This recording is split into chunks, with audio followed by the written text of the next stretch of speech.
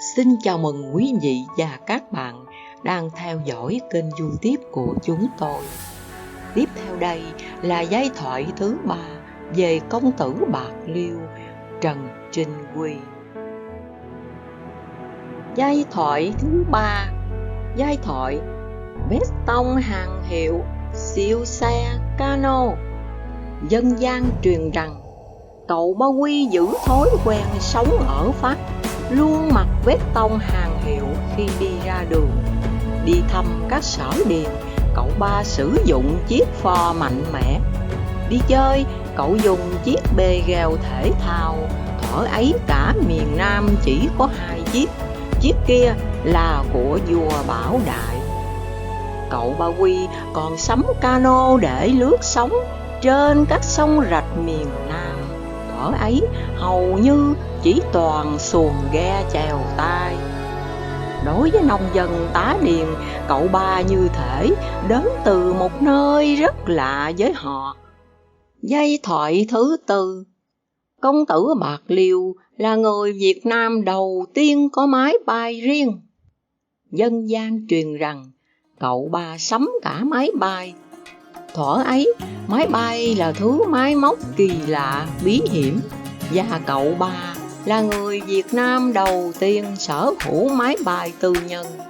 Lúc ấy, cả Việt Nam chỉ có 2 chiếc máy bay, một của công tử Bạc Liêu và một của vua Bảo Đại. Nếu không tính vua Bảo Đại được trang bị máy bay riêng từ tiền ngân khố quốc gia, thì công tử Bạc Liêu Trần Trinh Quy là người Việt Nam đầu tiên có máy bay riêng. Thêm một sự kiện gây chấn động dư luận cả nước thời ấy. Khi một lần cậu Ba Quy tranh lái với phi công Pháp bay về rạch Giá thăm ruộng. Có lẽ hào khí đột ngột dâng cao, cậu Ba Quy phiêu diêu bay ra biển Hà Tiên thưởng lãm, rồi lạc sang tận nước Simla, tức Thái Lan ngày nay, và phải đáp khẩn cấp vì kiềm báo hết xăng. Cậu Ba Quy đã bị nhà nước Simla bắt giữ và phạt 200.000 dạ lúa. Lúc đó giá 1,7 đồng trên một dạ. Ông hội đồng trạch phải huy động một đoàn ghe dài rồng rắn chở lúa qua Sim để chuộc con trai cưng về. Khi đó, vào thập niên năm 1930-1940, để diễn tả kiểu hưởng thụ giàu sang của cậu Ba Quy, dân gian truyền nhau một so sánh thú vị quá đổi vinh dự cho cậu Ba Quy như sau. Hễ vua Bảo Đại có thứ gì thì cậu Ba Quy phải sắm cho bằng được thứ ấy. Giai thoại thứ 5. Giai thoại thuê người Pháp làm công. Dân gian truyền rằng ông Trạch giao cho cậu Ba Quy trông coi việc điền sản, và cậu Ba Quy đã làm một việc khác người như sau. Thuê một người Pháp tên là Henry có trình độ, có kinh nghiệm, giỏi việc quản trị về trực tiếp điều hành, quản lý việc làm ăn, trông coi điền sản cho ông hội đồng trạch dưới quyền cậu Ba Quy. Dân gian Nam Kỳ Lục tỉnh thuở ấy rất hả hê thích thú về sự kiện này. Một người Việt Nam đã thuê một người Pháp chính gốc về làm công cho mình. Người Pháp làm thuê này được hưởng 10% trên tổng số lợi tức thu được hàng năm của gia đình cậu Ba Quy. Dân gian cho rằng cậu Ba Quy đã ngông cuồng phóng túng khi trả công quá hậu hĩnh như vậy. Và sự thật, ông Henry đã cúc cung tận tụy làm việc cho gia đình cậu Ba Quy. Nghe đâu, ông Henry mãi đến năm 1975 mới về Pháp. Giai thoại thứ 6. Giai thoại mời thầy võ Simla về Bạc Liêu dạy võ. Dân gian truyền rằng cậu Ba Quy rất mê nghề võ. vào nửa đầu thế kỷ 20, học tập rèn luyện võ thuật là một trào lưu ở Nam Kỳ lục tỉnh, với nhận thức học võ để khỏe mạnh, để tự vệ, để hỗ trợ kiểu sống lãng tử hào khí, để nâng cao khí phách anh hùng, để thẩm thời độ thế, phò nguy cứu khổ. Cậu Ba Quy rất say mê háo hức với trào lưu rèn luyện võ công, nhưng cậu không học võ Tây hay võ Ta mà học võ Xiêm. Cậu Ba Quy đã cất công qua tận Simla mời cho được một ông thầy thượng hạng về Bạc Liêu dạy võ cho mình và một người em út của cậu là công tử Tám Bò. Tuy nhiên, trình độ võ thuật của cậu Ba Quy đến đâu không nghe nhắc đến. Thưa các bạn, tiếp theo là giai thoại nổi bật đầy thú vị nhất, là giai thoại thứ 7. Giai thoại đốt tiền nấu chè. Cuộc đấu khí phách đốt tiền Đông Dương để nấu chè là một giai thoại thú vị, kỳ ảo thực hư gần 100 năm qua. Dân gian đã say mê lưu truyền khắc đậm hình tượng Hắc công tử, tức cậu Ba Quy do nước da ngâm, và Bạch công tử do nước da trắng, tức công tử Lê Công Phước ở tỉnh Mỹ Tho, nay là tỉnh Tiền Giang. Dân gian truyền rằng vào năm 1929, Bạch công tử Lê Công Phước có lập 2 gánh cải lương tên là Phước Cương và Quỳnh Kỳ, mời 2 cô đào tài sắc thời đó là cô Năm Phỉ và cô Bảy Phùng Há về thủ vai chính. Một lần, đoàn Quỳnh Kỳ có cô Bảy Phùng Há thủ vai chính về Bạc Liêu biểu diễn. Bạch công tử đã mời Hắc công tử đến xem. Đang buổi diễn, Bạch công tử rút thuốc hút, vô ý làm rớt tờ giấy bạc có hình con công, là giấy bạc 5 đồng Đông Dương thời đó. Bạch công tử gạt chừng Hắc công tử để nhặt lại. Khi ấy, Hắc công tử Ba Quy nói: "Để mò đốt đuốc cho to kiếm." Nói rồi, Hắc công tử rút tờ giấy bạc có hình bộ lư, là giấy bạc Đông Dương mệnh giá 100 đồng, rồi châm lửa đốt tờ giấy bạc này, soi cho Bạch công tử kiếm tờ bạc 5 đồng. Quả thật là hết chỗ nói. Được biết, lúc đó lúa chỉ 8 đến 9 cắt một dạ, mà 10 cắt thì mới bằng 1 đồng. Bị chạm khí phách, chính Bạch công tử thiết kế cuộc đấu đốt tiền nấu chè. Bạch công tử xưng hô tò tò mò mò theo pháp, nói: "To chơi mò một cú đào quá.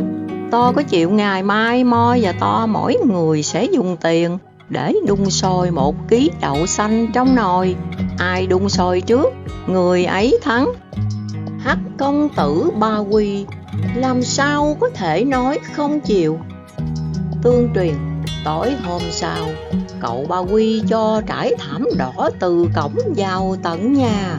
Mỗi gia nhân cầm đuốc, đứng cách nhau 1 mét, tiếp Bạch công tử và tùy tùng, rất thân thiện và trân trọng.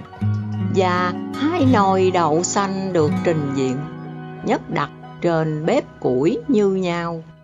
Hắc Bạch công tử bắt đầu dùng tiền thay củi đun 2 nồi đậu xanh.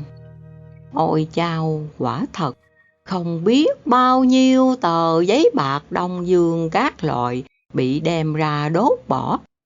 Kết quả, nồi đậu xanh của Bạch công tử sôi trước, Hắc công tử Ba Quy thua. Câu chuyện này thật hư chưa biết, nhưng quả thật kỳ ảo, ngông cuồng. Tuy nhiên, phải thừa nhận rằng công tử Bạc Liêu Ba Quy với khí phách hào sảng đã không thể từ chối tham gia cuộc thi đấu cuồng dị này được.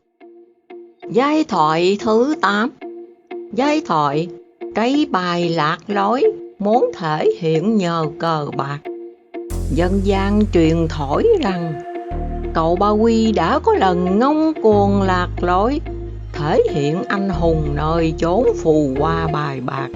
Cậu Ba Quy đặt cái bài lên đến 30.000 đồng, trong khi lúa chỉ 1,7 đồng một dạ. Lương thống đốc Nam Kỳ thời đó chỉ khoảng 3.000 đồng một tháng. Giai thoại thứ 9. Giai thoại sanh điệu gọi xe kéo giúp người lao động nghèo. Dân gian truyền rằng cậu Ba Quy quen lối sinh hoạt sang trọng lịch lãm nơi kinh đô ánh sáng Paris. Ra đường là vét tông hàng hiệu, ăn sáng kiểu Tây, trưa ăn kiểu Tàu, chiều lại ăn kiểu Tây. Những khi từ Bạc Liêu lên Sài Gòn, người ta luôn thấy cậu Ba Quy ngồi trên chiếc xe hơi sáng, có tài xế lái, gia đình có biệt thự ở Sài Gòn. Nhưng cậu Ba Quy có sở thích chỉ nghỉ trong những khách sạn nổi tiếng sang trọng. Dân gian còn truyền nhau mẫu giai thoại. Cậu Ba Quy một lần khi cao hứng đi dạo mát thì hào sảng thuê cả chục chiếc xe kéo, ai cũng có phần. Cậu ngồi một chiếc, những chiếc còn lại mỗi chiếc chở một món đồ của cậu như mũ, gậy, kính, vân vân. Sau này, theo như con cậu Ba Quy kể lại, thì cậu Ba Quy cố ý làm vậy để những người kéo xe ai cũng có việc để làm, cùng vui mà. Giai thoại 10. Giai thoại công tử Bạc Liêu tổ chức hội chợ sản vật nông nghiệp, mở cuộc thi Hoa hậu miệt đồng cho tá điền thêm niềm vui sống. Dân gian truyền rằng tuy giàu có quyền thế, nhưng cậu Ba Quy được xem là người rất cởi mở, thân thiện, không cổ hủ cực đoan và luôn có thái độ tôn trọng người khác, không phân giàu nghèo sang hèn. Dân gian truyền rằng cậu Ba Quy có lẽ là người tổ chức hội chợ sản vật nông nghiệp và hội thi Hoa hậu miệt đồng đầu tiên ở đồng bằng sông Cửu Long, góp phần làm phong phú văn hóa nông thôn miền Tây. Tá điền có cơ hội thư giãn thể hiện. Cậu Ba Quy hành động như đùa nhưng rất đậm chất nhân văn. Trách sao dân gian lướt qua hỏng hóc lỗi lầm mà cảm mến dài lâu. Giai thoại 11. Giai thoại công tử Bạc Liêu cưới người đẹp chân đất gánh nước. Dân gian truyền rằng cậu Ba Quy tuy giàu có sang trọng, phong lưu, nhưng không phải loại triều hoa ghẹo nguyệt.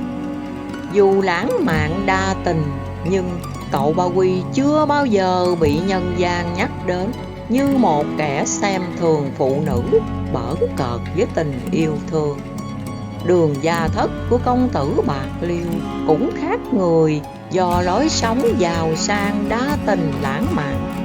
Không kể nhân tình, công tử Bạc Liêu có 4 người vợ. Người vợ đầu là một phụ nữ Pháp tên Mary. Cậu cưới Mary khi du học ở Pháp. Khi cậu về nước, Mary không theo về Việt Nam mà ở lại Pháp. Người vợ thứ hai tên Ngô Thị Đen ở Bạc Liêu.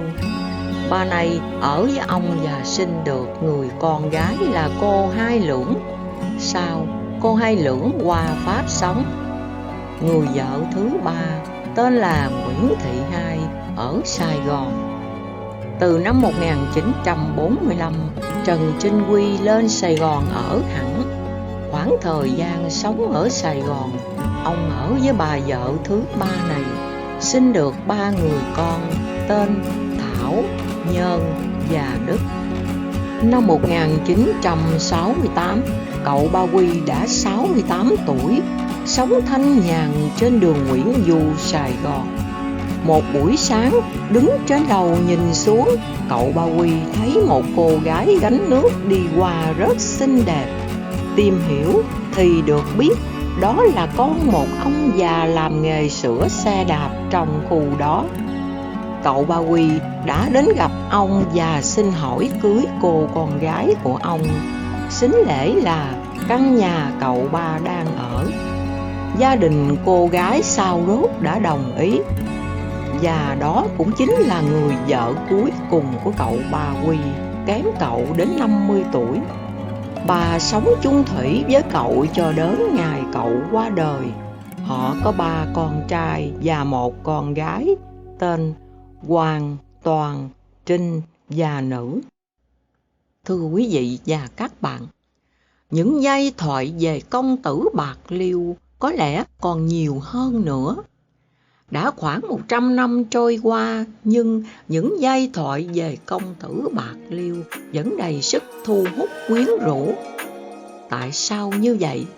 Có lẽ nhờ vào phẩm chất văn hóa phương Đông trong con người cậu Ba Quy đã không bị thu phục bởi văn hóa phương Tây.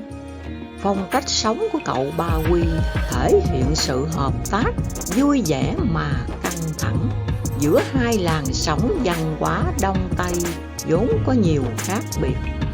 Lịch sử thời thế đời người có vô vàn những cuộc thảo luận. Giờ đây còn chăng chỉ là vết tích hoài niệm những giai thoại kỳ ảo về công tử Bạc Liêu dập dềnh truyền lan trong dân gian. Đó là khu du lịch công tử Bạc Liêu. Nơi đây có nhà lớn quý phái và những vật dụng xưa quý trung thành nhẫn chịu. Chính là ngôi biệt thự của gia tộc họ Trần thuở nào tọa lạc bên trong vẫn còn như nguyên trạng. Biệt thự gia tộc họ Trần là một công trình đồ sộ đẹp nhất Nam Kỳ thời ấy. Dân gian Bạc Liêu gọi là nhà lớn, được thiết kế theo phong cách kiến trúc Đông Âu với điểm nhấn khác biệt là nguyên vật liệu hoàn toàn được nhập cảng từ Pháp, Ý và Hoa Kỳ. Biệt thự đầy ắp hoài niệm này, nơi lưu giữ linh hồn của những giai thoại về công tử Bạc Liêu, được xây dựng vào năm 1919 và hiện nằm trong hệ thống nhà hàng khách sạn mang tên Công tử Bạc Liêu, tọa lạc tại số 13 đường Điện Biên Phủ, phường 3, thành phố Bạc Liêu, tỉnh Bạc Liêu. Khu du lịch công tử Bạc Liêu hiện rất vinh dự được liên tục đón khách đến tham quan, thưởng lãm để nhìn chạm những vật thể ký ức một thời còn nguyên vẹn đó, để lặng yên trong không gian đầy xúc cảm kỳ ảo về một thời nhiều biến cố của đất nước. Dù rằng có khác nhau trong lòng mỗi người, để đón nhận những cảm xúc ngạo khí hào sảng như xa như gần, để rung cảm cùng những nỗi niềm bí ẩn bị dồn ép bùng nổ nơi vùng đất độc đáo của Nam Kỳ lục tỉnh thuở khai quang lập địa. Video đến đây là hết. Cảm ơn quý vị và các bạn đã theo dõi suốt. Chân thành cảm ơn quý vị và các bạn đã đăng ký ủng hộ kênh. Xin chào và hẹn gặp lại.